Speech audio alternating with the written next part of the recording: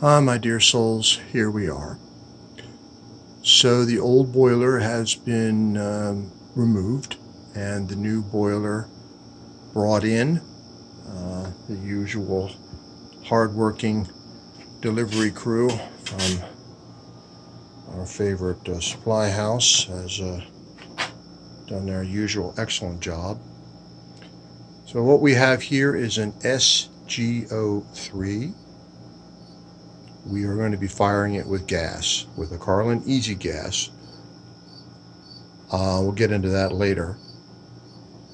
The outlet is 2.5 inch, and we're coming up with 18 inches before we make our first turn, which gives us our 24 inches above the water line. I have a pretty long run out before the first and only takeoff of this long main coming up and going into the existing piping.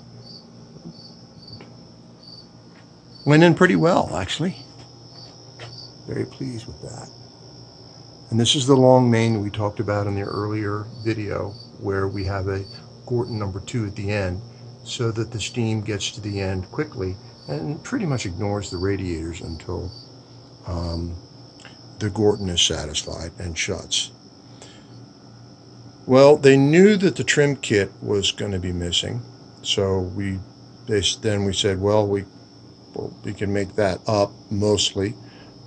And then they said, well, they're going to be shipping a trim kit, and so supposedly one is going to started shipping out Monday. It's Tuesday now. But the boiler arrived with a major missing component. See if you can guess what the missing component is. Yeah, put your comments below. So that means we can't mount the burner, which means we can't really complete the gas line. We've got the gas line to there. That's from the gas meter. I'm going to bring it here and then have the drop. The burner's going to go here.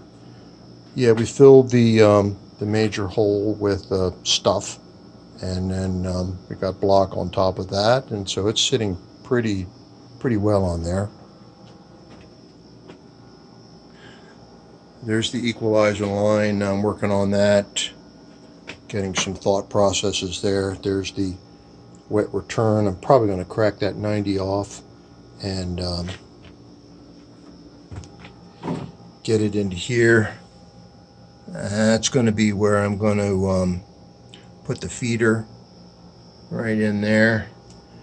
I'm not sure exactly where the feeder's going to go. I can mount it here or maybe here. It's the flue collector. As you can see, it can be switched from a top outlet, but it's mostly come out the back outlet.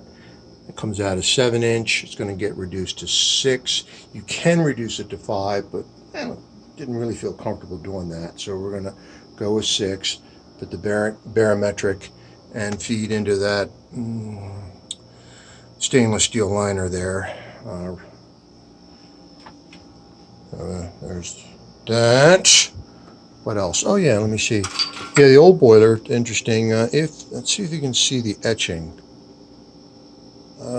There you go.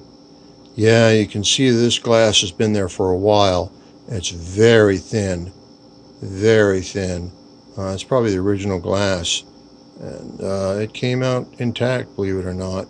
Just a little bit chipped off the edges, but this gets... So if you ever see that etching and you don't have an extra glass to replace it with, don't touch it. Don't touch it. Because that'll just shatter on you.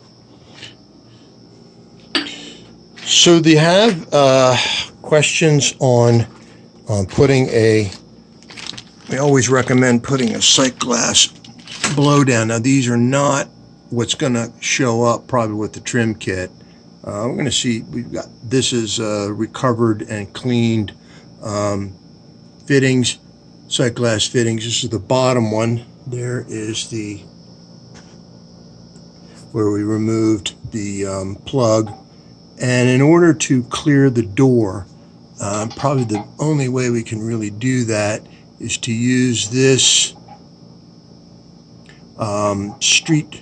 brass street fitting, 1/4 inch. Let's see if I can get it in there. There we are. You really have to run it up pretty hard. And that will clear the door. And then this is your red-white valve. Wait a minute, there you are. The red-white valve, the 241DV drain valve, size 1/4 inch. Right there. We've got our drain valve ready to go here. And we're going to remove that and put a short nipple on the cap for easier removal. There's your skim tapping there. There's a shot of inside the boiler. What is that? I have to find out what that is. Something crawled in there. This is where you put the pigtail for the pressure troll. And I think we're gonna use the 270 style, where it's a 90 with an extra bend in it. This is where the probe is. That showed up, amazingly enough. And let's see. I think that about covers it.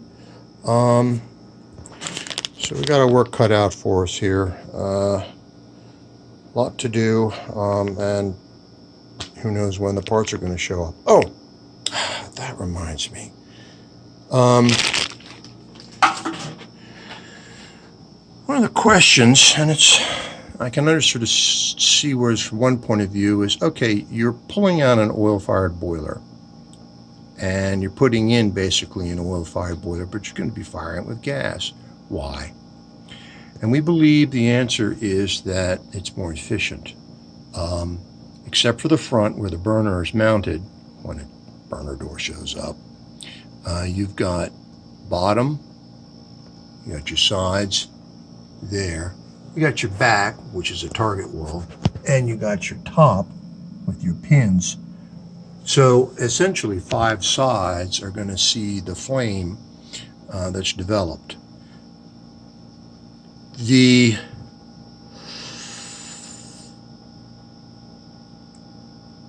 atmospheric type is basically just one surface, the top, and the sides is basically a pot on the stove. And so you lose a fair amount of, you lose a percentage of thermal efficiency by not having all the cast iron that you can see the flame. I hope that made sense. Step back a little bit here. The other thing is that in return for the noise and the complexity of the power burner, you get a tighter control of your combustion efficiency because you have power forcing the air in and retention heads and so forth, you have eddy currents, you have better control of your flame pattern, and so you have better control of your fuel-air mixture. That's what we believe anyway. I hope that made sense. Got the shot of it there. Thank you very much. Wish me luck on this one, and I'll talk to you later.